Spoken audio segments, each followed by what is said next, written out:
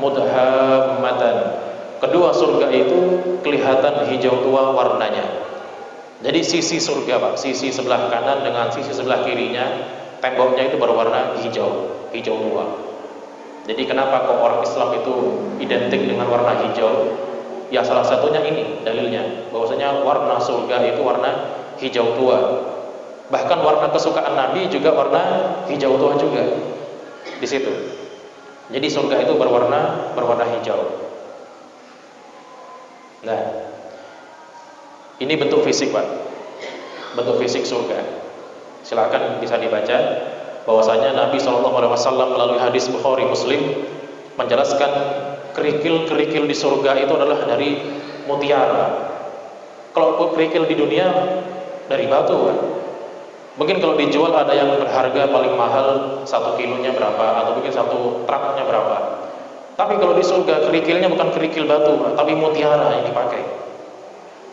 Lalu kemudian Rasulullah SAW beranjak mendatangi Sidratul Muntaha yang diliputi oleh warna yang tidak aku kenal. Dan di sana aku masuk ke dalam surga yang kerikilnya berupa mutiara, sedang tanahnya dari misik. Misik ini kalau Ibnu Abbas. Jadi Ibnu Abbas ini sahabat kecil, Pak. Kenapa kok ketika Nabi menceritakan tentang surga, Ibnu Abbas yang paling banyak berbicara? Ya karena Ibnu Abbas ini adalah sahabat yang selalu membersamai Nabi. 2 sahabat, Ibnu Abbas dan Anas bin Malik. Ibnu Abbas ini adalah sahabat kecil yang selalu membersamai Nabi. Begitu juga dengan Anas bin Malik. Jadi tatkala Nabi SAW menerima wahyu idza jaa nasrullahi wal fath, surat Al-Fath, An-Nasr, di sana dikatakan bahwasanya para sahabat berkata, kelak akan terjadi sebuah penaklukan besar, akan terjadi orang Islam yang masuk berbondong-bondong. Tapi kata Umar bin Khattab, tunggu dulu, tanyakan pada anak ini, yaitu Ibnu Abbas. Apa kata Ibnu Abbas? Ketahuilah, sesungguhnya Allah Subhanahu wa taala menurunkan ayat idza jaa nasrullahi wal fath, itu adalah tanda bahwa Nabi akan wafat. Jadi para sahabat yang awalnya bergembira, tatkala mendengar jawaban Ibnu Abbas ini bersedih, Pak. Bahkan ada yang menangis dikarenakan tafsirnya Ibnu Abbas ini. Jadi tanda-tandanya Nabi mau wafat adalah turunnya ayat idza jaa nasrullahi wal fath. Di situ. Jadi potret surga di antaranya adalah tanahnya dari misik. Misik ini adalah Ibnu Abbas menceritakan minyak wangi, parfum. Bagaimana kok bisa parfum dijadikan alasnya? Ini wallahu a'lam, ini kuasa Allah Subhanahu wa taala.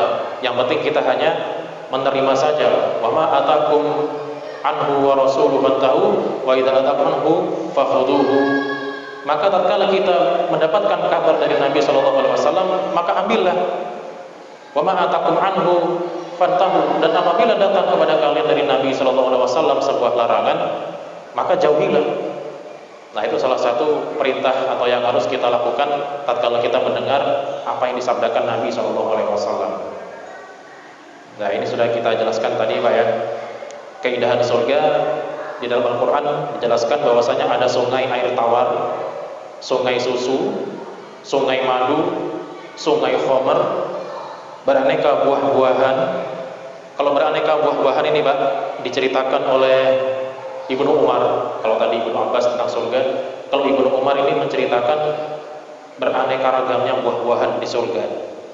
Bahkan dikatakan ketika ahli surga itu batin, teman? Mengangan-angan buah yang dia inginkan dalam pikirannya, datang, Pak, para pelayannya, inilah buah yang kamu inginkan. Langsung datang. Bahkan Ibnu Abbas menjelaskan di hadis yang lain, tatkala penduduk surga itu ingin mengambil buah di surga, pohonnya itu merunduk gini, Pak.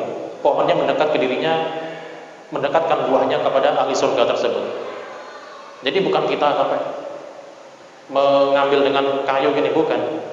Bahkan di sana di surga pohonnya yang begini datang ke kita, ke atas kita langsung. Jadi ngambilnya itu mudah.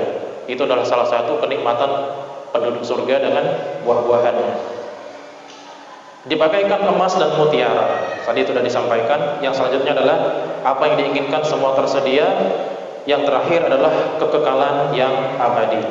Jadi tatkala kita masuk ke dalam surga itu tidak ada keluar-keluarnya lagi. Jadi semuanya itu sudah, yang di surga silahkan selama-lamanya di surga, dan yang di neraka maka selama-lamanya di neraka, dan itu pun sudah ketetapan oleh Allah Subhanahu wa taala. Nah, kalau tadi mengenai buah-buahan, ini mengenai surga. Dari Anas bin Malik. Anas bin Malik ini pembantu Nabi sallallahu alaihi wasallam, khadim Rasulullah. Jadi namanya adalah Anas bin Malik. Dari Anas bin Malik, Rasulullah sallallahu alaihi wasallam bersabda, "Aku diangkat ke Sidratul Muntaha, tiba-tiba ada 4 sungai, yaitu 2 sungai yang nyata dan 2 sungai yang tidak nyata." Jadi ada sungai yang nyata, ini adalah sungai di dunia, bisa jadi surga, sungai di surga. Adapun 2 sungai yang nyata adalah Nil dan Efrat. Sungai yang nyata itu adalah sungai Nil dan Efrat. Sungai Nil kita tahu sendiri, sudah terkenal. Sungai ini berada di Afrika Utara, dari Mesir, Sudan, dan terus ke selatan. Lalu kemudian Sungai Efrat. Sungai Efrat ini dari Turki ke Irak, dan seterusnya juga ke arah tenggara. Ini 2 sungai yang disebutkan oleh Allah Subhanahu wa taala melalui sabda Nabi bahwasanya sungai ini penuh dengan sejarah. Bahkan kelak ketika akhir zaman, Sungai Efrat ini habis airnya, nanti kata Nabi SAW akan timbul 3 gunung emas yang sangat tinggi, yang dimana manusia tersebut berebut untuk mendapatkan gunung emas ini. Nah, ini salah satunya mengalirnya lewat Irak. Maka benar Pak, Bapak bisa mencari di YouTube, George Bush tatkala menyerang Irak, menginvasi Irak, mereka melihat dengan satelit bahwasanya di Irak itu ada kandungan emas yang sangat luar biasa besarnya. Jadi di Sungai Efrat ini kandungan emasnya luar biasa di bawahnya. Itu yang disabdakan Nabi SAW. Bisa jadi lebih banyak daripada di Freeport yang kita punya ini. Itu salah satu sebab kenapa dahulu Irak dihancurkan habis-habisan oleh negeri barat, yaitu ingin menguasai emas dan minyaknya. Yang kedua adalah dari Abu Hurairah radhiyallahu anhu bahwasanya Sayhan, Jaihan, Efrat dan Nil semuanya termasuk sungai-sungai di surga. Jadi ada sebuah pendapat Sungai Efrat yang di dunia ini, yang di Turki, kemudian Irak dan sebagainya melewati beberapa negeri, dan juga Sungai Nil itu adalah sebuah sungai yang ada di dunia, juga ada di surga. Bahkan ada Pak, tumbuh-tumbuhan yang asalnya dari surga ada di dunia juga ada. Contohnya satu adalah bidara, daun bidara. Tetapi bidara yang disebutkan oleh Allah Subhanahu wa taala itu yang di surga tidak ada durinya, Pak. Tidak berduri. Tapi kalau di dunia berduri. Itu salah satu tanaman surga. Jadi kalau yang disebutkan Nabi SAW sungainya itu Sungai Nil dan Efrat itu ada di surga, kalau tumbuh-tumbuhannya adalah bidara. Yang terakhir adalah bukit, Pak. Bukit Uhud. Nanti bukit Uhud itu ada di surga juga. Diperlihatkan oleh Allah Subhanahu wa taala dalam hadisnya nanti. Ditampakkan bahwasanya bukit Uhud ini adalah bukit yang dulu di dunia, tetapi di surga juga ada. Sebagai satu kehormatan dalam rangka meninggalnya para pejuang-pejuang Uhud di masa lampau. Kemudian hadis selanjutnya dari Anas bin Malik lagi, Rasulullah SAW bersabda, ketika aku berjalan-jalan di dalam surga, tiba-tiba aku berada di surga yang kedua tepinya terdapat kubah dari emas yang terbentang. Lalu aku bertanya kepada Jibril, apa ini Jibril? Jibril menjawab, ini adalah Al-Kautsar yang diberikan Tuhan kepadamu, tanahnya terbuat dari kasturi yang harum baunya. Jadi kita umat Rasulullah SAW ini mendapatkan sebuah kelebihan, yang salah satunya adalah mendapatkan sebuah telaga atau sungai Al-Kautsar. Ini syaratnya Pak, jika ingin mendapatkan sungai Al-Kautsar ini adalah kita berpegang teguh kepada sunnah Nabi SAW. Jika Nabi SAW mengajarkan kita tentang sebuah perbuatan yang ada contohnya, maka kita contohlah dari itu dari Nabi. Maka kelak Nabi ketika bertemu dengan kita, maka kita bisa diakui bahwasanya ini adalah umatku. Hadza ummati. Tetapi jika kita tidak melakukan hal tersebut, kemudian Rasulullah SAW tidak mengakui kita, maka kita tidak diperbolehkan oleh Rasulullah SAW untuk menikmati atau meminum dari telaga Al-Kautsar ini. Bahkan di dalam hadis yang lain dikatakan, jika saja seorang ahli surga itu meminum air Kautsar ini, dia tidak akan pernah haus selama-lamanya. Sekali minum, tidak haus selama-lamanya. Nah, jadi ada di antara kita yang harus mengetahui bahwasanya semua yang diberikan itu adalah balasan ketika kita di dunia, ketika kita beramal soleh di dunia, maka balasannya adalah surga. Dan itu pun fasilitasnya lengkap sekali, Pak. Kita tidak bisa membayangkan bagaimana keindahan surga. Jangankan dibayangkan sungai-sungainya, jaraknya sungai, lebarnya sungai itu berapa, kita tidak ada yang tahu kecuali Allah Subhanahu wa taala. Ini dari Hakim bin Muawiyah, bahwasanya Rasulullah SAW bersabda, sungguh dalam surga itu terdapat sungai madu. Jadi madu mengalir. Kita tidak tahu madunya seperti apa. Kalau di dunia ada madu hitam, madu putih, madu yang biasanya kita lihat itu madu yang warna kekuning-kuningan agak coklat, itu madu yang kita ketahui. Tapi kalau di surga, sungainya sungai madu, dan ini tidak kita ketahui madu apa yang ada di sana, atau madu mangga, madu rambutan, dan selain sejenisnya. Sungai dari khomer, araknya di sana enak, disebutkan dalam Al-Quran itu tidak membuat orang pusing. Kalau di dunia minum pusing.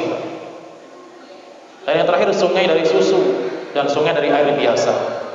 Dan sungai-sungai itu nantinya akan terpecah. Jadi terpecah itu maksudnya akan mengalir ke seluruh penjuru surga, ke sudut-sudut surga, mereka akan mengalir di sana. Nah, Bapak Ibu sekalian yang dirahmati Allah Subhanahu wa taala, maka dalam hal ini ada sebuah nasihat dari Rasulullah sallallahu alaihi wasallam. Barang siapa yang menjalankan salat sunnah rawatib dari awal sebelum subuh sampai ba'da isya, dia menjaganya konsisten sampai dia meninggal dunia, itu kata Rasulullah SAW akan disediakan sebuah istana di surga. Jadi ini adalah sebuah bentuk mujahadah dan bentuk istiqomah kita dalam rangka menjalankan sunnah Nabi SAW.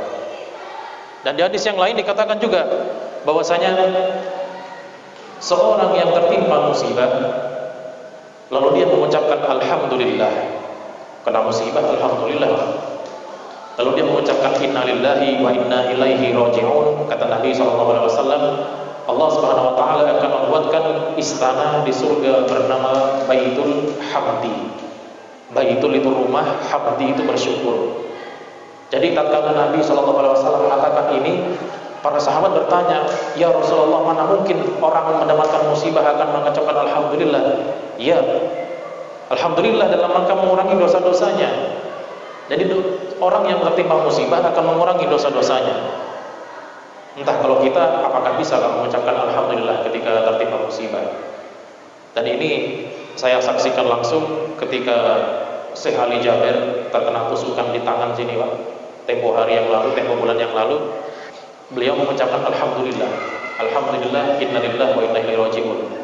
Dengan tidak penuh dengan rasa marah, beliau sabar mengatakan hal tersebut. Maka janji Allah Subhanahu wa taala seperti itu. Jika seorang tertimpa musibah mengucapkan alhamdulillah, lalu kemudian mengucapkan innalillahi wa inna ilaihi raji'un, maka akan dibuatkan rumah yang bernama Baitul Hamdi. Rumah yaitu Hamdi bersyukur karena dia mendapatkan sebuah musibah tersebut. Yang terakhir, tatkala Nabi SAW menjelaskan ketika selesai azan, maka kita berdoa Allahumma rabb hadhihi ta'ati tammah. Tetapi Rasulullah mengajarkan kepada kita, barang siapa yang membaca sholawat sebelum baca doa Allahumma rabb hadhihi ta'ati tammah, baca sholawat, kemudian dia membaca Allahumma rabb hadhihi ta'ati tammah sampai akhir, itu pun juga oleh Rasulullah dijanjikan bahwasanya kelak di surga akan bersama Nabi seperti ini, Pak. Jarinya nempel. Karena kata wasilah, ati Muhammadanil wasilah. Jadi wasilah itu adalah sebuah bukit di surga yang dimana tempat itu hanya khusus untuk Rasulullah SAW. Jadi kita sama saja mendoakan Rasulullah semoga diberikan kemudahan oleh Allah Subhanahu Wa Taala untuk bisa di dalam tempat yang bernama wasilah tersebut. Ati Muhammadanil wasilata wal fadilah. Jadi kita ketika baca tersebut, ketika selesai adzan baca sholawat, lalu baca doa tersebut sebagai doa kita kepada Nabi SAW dan doa setelah azan.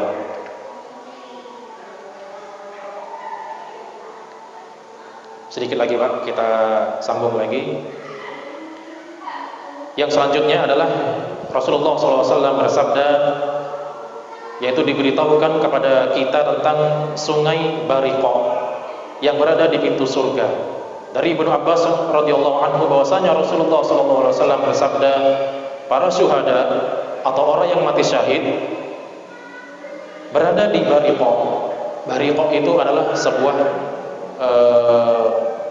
pelataran, yaitu sungai yang terletak di depan pintu surga. Ya, jadi sebelum ada pintu surga ini, di sana ada sungai yang bernama Bariqah. Jadi di pelatarannya surga. Jadi burung-burung ini, Pak, syuhada, ruhnya para orang yang mati syahid berada di paruhnya burung yang berwarna hijau, yang dia berterbangan di antara pelatarannya surga. Jadi surga ini sudah ada, diciptakan oleh Allah Subhanahu wa taala dalam bentuk kubah hijau, dan kemudian mengeluarkan rezeki kepada mereka yang setiap pagi dan sore.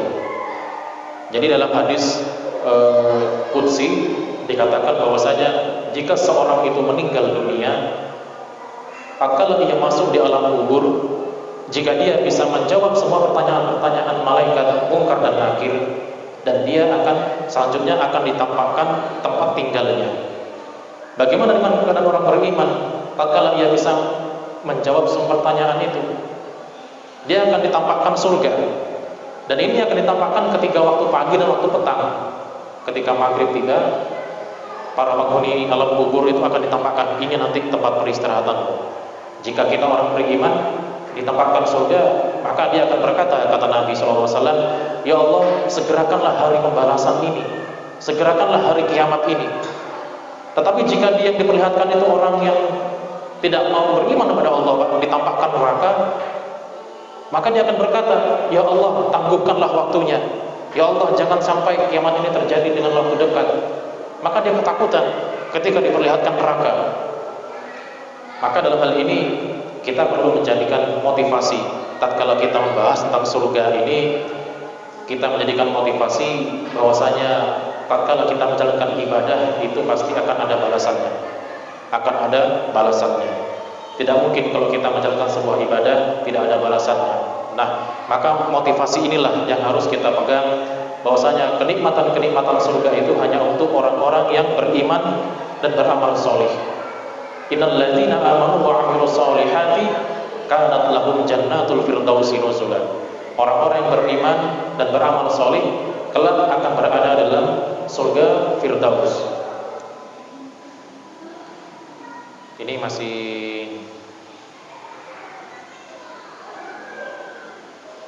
tinggal dua, Pak. Tinggal dua. Jadi tinggal buah-buahan yang ada di surga. Jadi buah-buahan yang di surga ini Allah Subhanahu wa taala menyebutkan wa fakihatin mimma yatakhayyarun wa lahmi thayrin mimma yastahun. Ini dalam surat Al-Waqi'ah. Buah-buahan di surga. Dan buah-buahan dari apa yang mereka pilih, dan dari daging burung, dari apa yang mereka inginkan. Nah, ini ada sebuah kesimpulan dari sebuah dunia medis, bahwasanya sebelum kita memakan makanan pokok, baik itu nasi ataupun daging ataupun yang lainnya, makanan-makanan berat, maka kita diperintahkan untuk makan daging, makan buah-buahan dulu. Jadi cuci mulut itu bukan setelah makan, tapi sebelum makan. Nah, ini perintahnya dalam Al-Quran seperti ini. Dan buah-buahan yang mereka pilih, jadi buah-buahan didahulukan terlebih dahulu, baru kita kemudian makan makanan kita seperti daging, nasi, dan lain sebagainya. Jadi makan buah dulu, baru makan makanan berat. Ini dicontohkan dalam Al-Quran. Nah, kenapa kita selama ini makannya kok setelah makan makanan berat, makan buahnya? Ini sebenarnya salah satu pola hidup yang diselewengkan oleh orang-orang barat. Orang-orang barat itu makannya sebelum makanan-makanan berat, dia makan buah dulu. Kalau kita tidak. sudah makan soto 2 mangkok baru makan apel. Itu kebalik.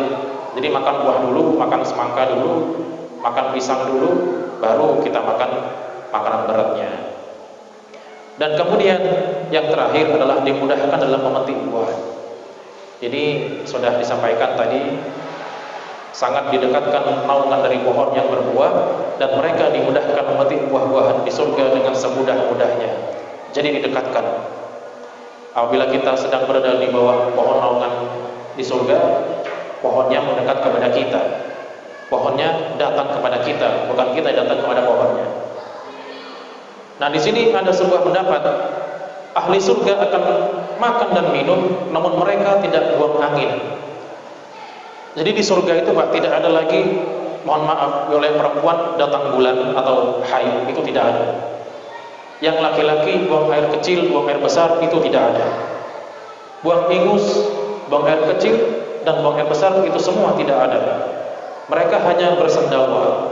Jadi tatkala kita makan Pak, udah kenyang dan ingin mengeluarkan buang air kecil atau buang air besar, itu cara keluarnya adalah dengan sendawa. Itu adalah salah satu cara Allah Subhanahu wa taala untuk meminimalisir supaya kita bisa tahan atau bisa betah di surga. Bayangkan Pak, kalau kita sekiranya masuk surga masih ada yang buang air, penduduknya dari zaman Nabi Adam sampai akhir kita, berapa sih pitek yang dibuat Pak? Pasti banyak itu nanti. Setiap kamar ada anunya, ada spiteknya. Setiap bilik ada spiteknya lagi. Penuh Pak. Nah itu nanti buangnya kemana? Ke bawah, ke neraka. Jadi tidak seperti itu. Jadi di surga itu tidak ada yang seperti itu. Dan mereka bersendawa yang harumnya seperti aroma misk. Jadi orang bersendawa Pak, baunya aroma kasturi. Kalau kita di dunia habis makan simbuan, terus bau Pak, langsung pergi orangnya. Itu seperti itu di dunia. Tapi kalau di surga bersendawa seperti baunya bau kasturi atau bau misk. Bahkan ada sebuah pertanyaan ketika puasa kemarin, Ustadz, apakah benar nafasnya orang yang berpuasa itu akan bau seperti minyak kasturi? Iya, saya jawab. Itu kapan? Di dunia atau di akhirat? Ya di akhirat, saya bilang. Jadi kalau di dunia nggak mungkin Pak kita berpuasa kemudian kita ini pasti bau di dunia. Tapi kalau di akhirat nanti akan ada balasannya sendiri. Nah, pekerjaannya penghuni surga apa? Mereka selalu bertasbih dan bertakbir sebagaimana diberi ilham untuk bernafas. Jadi tatkala penghuni surga itu sudah masuk ke dalam surga, mereka semuanya adalah perkataannya adalah takbir dan tasbih. Jadi mereka itu tidak mengeluarkan kata-kata yang sia-sia, lagwa wala kizaba, tidak ada perkataan yang sia-sia atau bahkan perkataan-perkataan dusta. Jadi semuanya itu adalah bentuk ujian kepada Allah Subhanahu wa taala. Baik Bapak Ibu sekalian, ini masih separuh dari bab Ayatul Rahman fil Jannah, yaitu kenikmatan-kenikmatan surga. Nanti bisa disambung lagi dengan semua apa yang ada di materi ini. Jadi bentuk fisik surga memiliki pintu, kamar-kamar, tersedianya bidadari-bidadari, terdapat kebun dan tanaman, air yang mengalir, air yang memancar, serta permadani yang terbuat dari sutra. Ada bantal yang berwarna hijau dan dipan-dipan yang terbuat dari emas dan permata. Semuanya nanti akan dibahas insyaallah dalam waktu yang akan datang jika diberikan kesempatan lagi. Baik Bapak Ibu sekalian, sedikit ini semoga kita bisa termotivasi untuk bisa selalu beramal solih, beriman kepada Allah Subhanahu wa taala, menjaga amal baik kita, amal solih kita, dan juga yang terpenting adalah menjaga semua apa yang diperintahkan oleh Allah Subhanahu wa taala. Semoga bermanfaat untuk diri kita semua. Saya akhiri, subhanakallahumma wa bihamdika, asyhadu an la ilaha illa anta, astaghfiruka wa atubu ilaik. Wassalamualaikum warahmatullahi wabarakatuh.